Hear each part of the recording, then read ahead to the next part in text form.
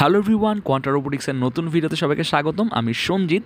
আজকে কথা বলবো ক্যাপাসিটর নিয়ে। সো ইলেকট্রনিক সার্কিটে রেজিস্টর আর ইন্ডাক্টরের পাশাপাশি সবচেয়ে বেশি যেটি ব্যবহৃত হয় সেটি হলো capacitor. Capacitor basically charge store করার কাজে ব্যবহার করা হয় এবং এসি থেকে শুরু করে ডিসি বিভিন্ন সার্কিটে কিন্তু এই ক্যাপাসিটরটা ইউজ করা হয়। এবং ক্যাপাসিটর দেখেন এই যে গোল সিলিন্ড্রিক্যাল শেপ যে জিনিসগুলো দেখতে পাচ্ছি সেটাই ক্যাপাসিটর। এবং দেখেন বিভিন্ন জায়গায় কিন্তু ক্যাপাসিটর ইউজ করা হয় সার্কিটের মধ্যে। বিভিন্ন টাইপের সার্কিটে ক্যাপাসিটরের বহুল ব্যবহার আছে। আর ক্যাপাসিটর বেসিক্যালি এসি সার্কিটে আমাদের বাসার যে ফ্যানগুলো আছে সেইগুলোর মধ্যে কিন্তু ক্যাপাসিটর ব্যবহার করা হয়। আপনারা দেখতে পাচ্ছেন যে সিলিন্ড্রিক্যাল শেপের যেটা আছে এটা কিন্তু ক্যাপাসিটর। এইবার এটা এসিরও ব্যবহার করা হয় এবং হাই ভোল্টেজের মোটর তৈরিতেও কিন্তু এটা ব্যবহার করা হয়। এইবার এই দেখেন ছোট ছোট যে ক্যাপাসিটরগুলো আছে সেগুলো কিন্তু মোবাইলের যে সার্কিটগুলো আছে সেখানে ব্যবহার করা হয়। সো এই ক্যাপাসিটর বিভিন্ন টাইপের হইতে পারে, যেমন এইখানে পেপার আছে, পলিস্টাইরিন আছে, বাইপোলার আছে, ইলেকট্রোলাইটিক আছে, এরকম বিভিন্ন রকমের আছে। যেমন ভ্যারিয়েবল যেটা আছে সেটা এক কাজে লাগে।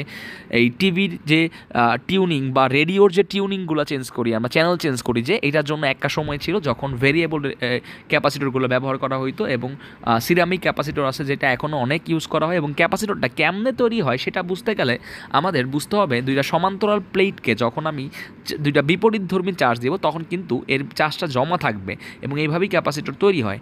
এবং এর ভিতরের মেকানিজমটা আরও অনেক অসাধারণ। দেখেন দুইটা সমান্তরাল প্লেট বা পাত যে আছে সেগুলোর মাঝখানে কোনো একটা ডাইলেকট্রিক পদার্থ দিয়া এটাকে সেপারেট করে রাখা হয় এবং দুইটাকে ভিন্ন ভিন্ন পোলারিটিতে চার্জ করা। যেমন দেখেন একটা ছোটো পা দেখতে পাচ্ছেন, একটা বড় পা, যেটা ছোটো পা সেটা মাইনাস, যেটা বড় পা সেটা প্লাস।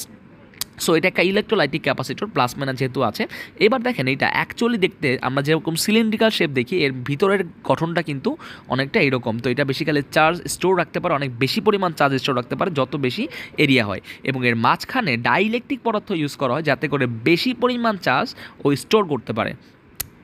এইবার এই ক্যাপাসিটরগুলো দেখেন, এই যে 3-4 রকমের ক্যাপাসিটর আপনারা দেখতে পাচ্ছেন, এগুলো ইউজুয়ালি সবচেয়ে বেশি ইউজ হয়। এবং এই ক্যাপাসিটরটার বাস্তবিক যে ব্যবহারটা সেইটা বেসিক্যালি হয় যখন আমরা রেকটিফায়ারের সাহায্যে এসি কারেন্টকে ডিসি কারেন্টে কনভার্ট করি, তখন আসলে আমরা পালসিং ডিসি কারেন্ট পাই। আর সেই পালসিং ডিসি কারেন্টটাকে পুরো পিওর ডিসিতে ফিল্টারিং করার জন্য অ্যাজ এ ফিল্টার সার্কিট কিন্তু আমরা ক্যাপাসিটর ইউজ করি। সো কারণ এই ক্যাপাসিটরটা এসি কারেন্টকে কখনও সিরিজে ঢুকতে দেয় না। দেখেন, তো এসি কারেন্টকে সে ডিসি কারেন্টকে প্যারালালিতে ঢুকতে দেয় কিন্তু এসি কারেন্টকে প্যারালালিতে ঢুকতে দেয় না। এই জন্য প্যারালালে কিন্তু কানেক্ট করা হয়ে থাকে সাধারণত ডিসি সার্কিটে ক্যাপাসিটরগুলোকে।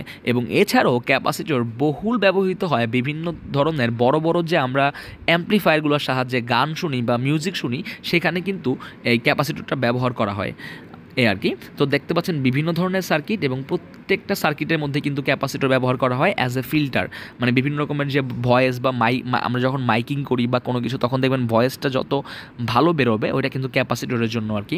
সো এরকম আরও অনেক ইনফরমেটিভ ভিডিও পেতে আমাদের চ্যানেলটি সাবস্ক্রাইব করবেন এবং আমাদের চ্যানেলের সবগুলো ভিডিও পেতে বেল বাটনে ক্লিক করবেন।